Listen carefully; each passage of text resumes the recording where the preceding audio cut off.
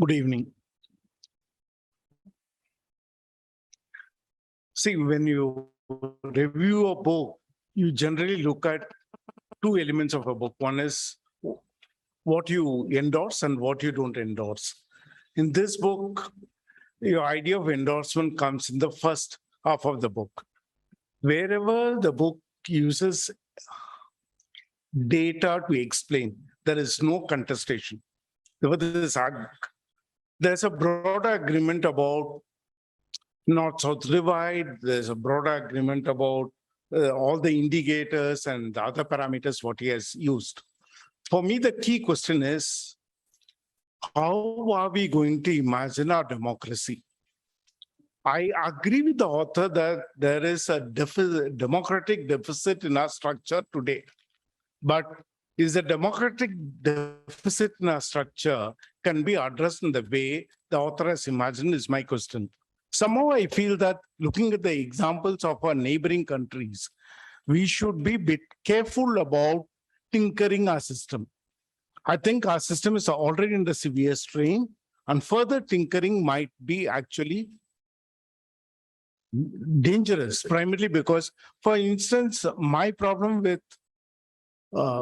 proportional representation is I look at the example of Thailand and Sri Lanka. In today's Sri Lanka, the executive presidentship is with a person called Mr. Ranil Wickremesinghe, who lost his own elections, who gets into the parliament as a member of the political parties, purely proportional representational numbers of seat. The way he becomes a sole representative of his party.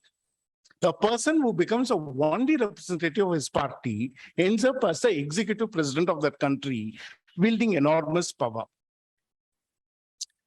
And if you look at the number of amendments which Sri Lanka had seen after the new constitution which came into existence in 1978 under President J.R. Jayawardene, I understand that this PR system has much bigger problems than what we anticipate.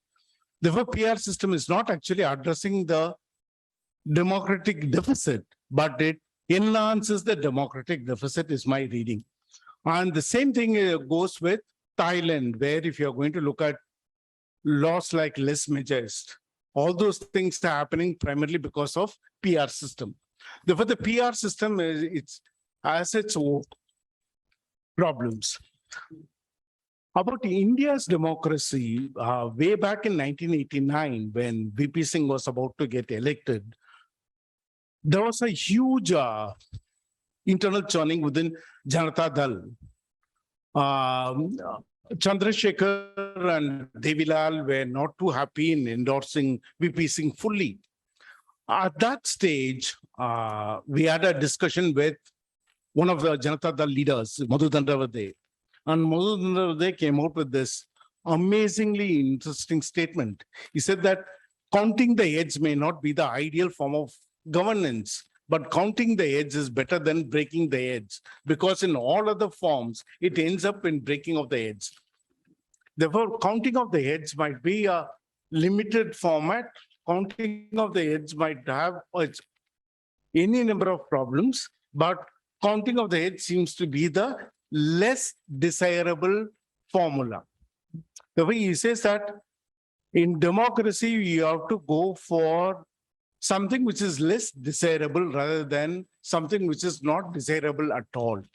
Therefore, less desirable may not be a bad choice. And this happened way back in 1989, but at that time, I didn't realize its full import. But looking at the type of distortions which are happening within our neighboring countries, and with the way the constitutions are being played upon,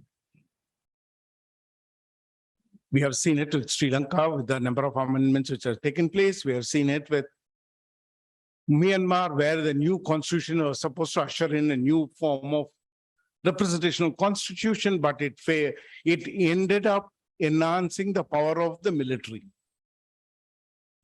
Therefore, at some level, for me, the question is, how much power are we going to shift from the people to the so-called experts?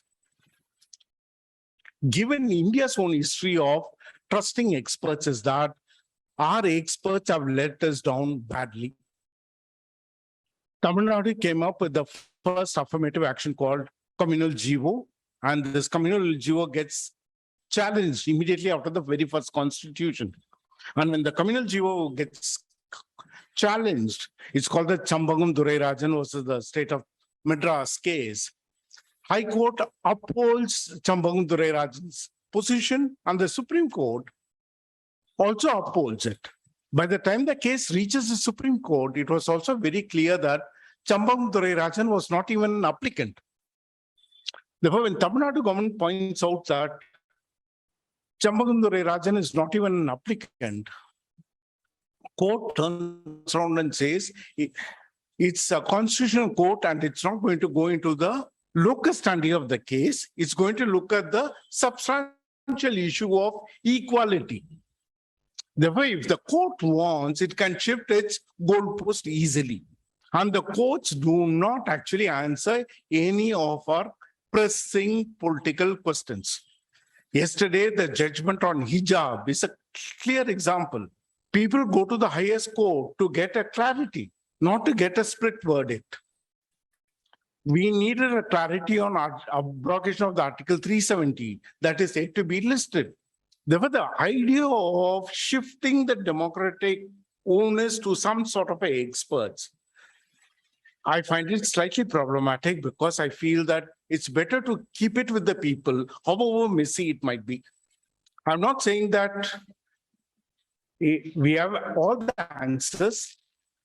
I'm not saying that it's neat. I'm not saying that it has a clear roadmap to solve our issues.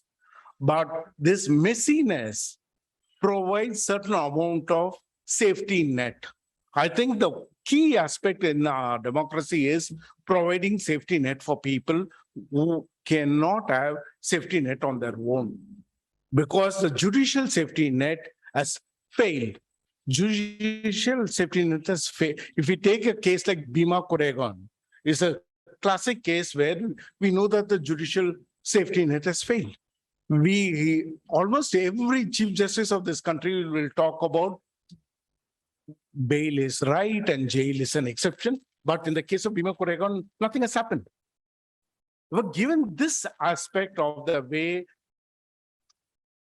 the institutional structures work, I think if you are looking at the democracy, we should look for an idea which is slightly messy, but which gives us space to negotiate, rather than having a space which gets more entrenched.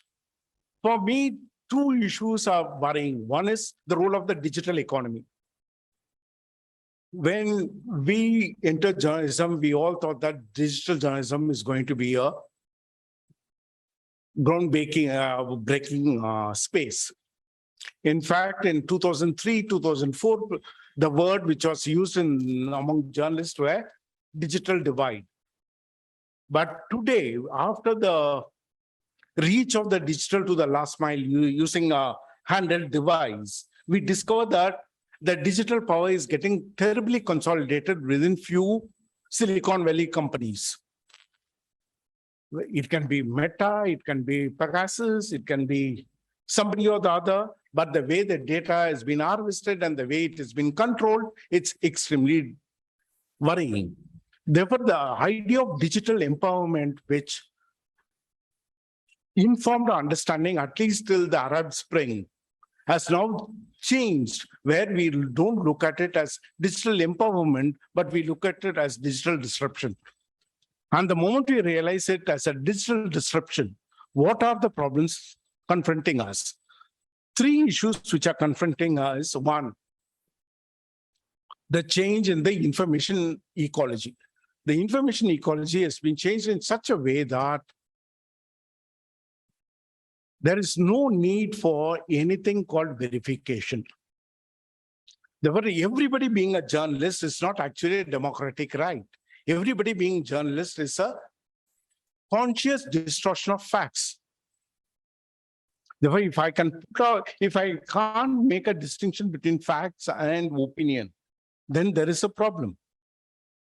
What we are witnessing is our public information sphere is getting terribly vitiated. Therefore, in this vitiation of the public information sphere, how are we going to look at this north-south divide or the federal balance? Can federal balance be outside the general compact between the citizens and the ruled? If we understand that the compact between the citizens and the ruled is central, then we have to reimagine it in a different manner rather than trying to look for a models which might be actually aiding further democratic deficit. That's one of my biggest problem I have with this idea of looking at proportional representation. And second issue is, I have problems with not differentiating the states. South versus North is slightly problematic. I would prefer to look at individual states and do a comparison because there is a huge variation. Because how many of these southern states took up the case of federal balance? Did they come for any of the key cases? For instance, when Article 370 was abrogated, how many of those regional parties outside Tamil Nadu took up the case?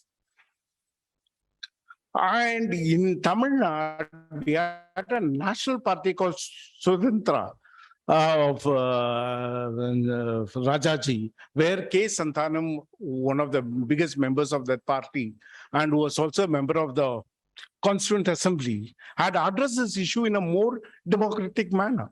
Therefore, this is not a left-right divide. It's about centralization, decentralization divide.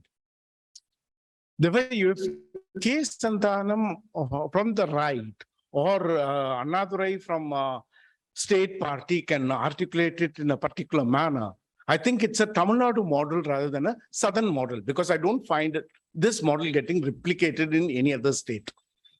Therefore, that is another issue I have with this idea of looking at it as South versus North. I am guilty of this South versus North because I was part of two cover stories which was exactly on the same theme. First cover story happened in the Illustrated Weekly, and second cover story when I was with the Outlook magazine. We did exactly the same story, but by 1998, 1999, I was very, very clear we are not going to use hold-all terminologies to understand variations. Variations can be understood if we are able to get into specifics. And that was a time, again, it was a Tamil Nadu case which helped me to understand. It happened with my story on the Sri Lankan Tamil repatriates who were working for TAN-T. These Tamil repatriates who were working for the TAN-T were complaining about Government of India extending concession to Sri Lanka's tea. Government of India's argument is that we have a favorable trade balance with Sri Lanka, and hence we have to extend this concession. But they say that if you are going to extend the concession, the Sri Lankan tea lands either in Cochin or in Chennai, which means it's going to hurt only our pricing because we are producing tea in Nilgiris. Therefore, this macroeconomic compact versus microeconomic impact, that entire contradictions came out very clearly during the reportage of the Sri Lankan Tamil repatriates, because it was also very difficult to explain the difference between Sri Lankan refugees and repatriates to some people outside Tamil Nadu, because they had no clue that these were the Indian citizens who had returned to India under the Sirmava Sastri Pact. Because that time, quite a lot of Sri Lankan Tamils also had come to Tamil Nadu and taken refuge. There were people who are not even understanding the difference between refugees and repatriates. Hence, this idea of umbrella terminology sometimes, as a journalist, I find it a bit difficult to come to terms with it because I prefer specifics to understand issues. But as I said, largely the first part of this book is empirically rich and not contested at all, I think. Thank you for doing that.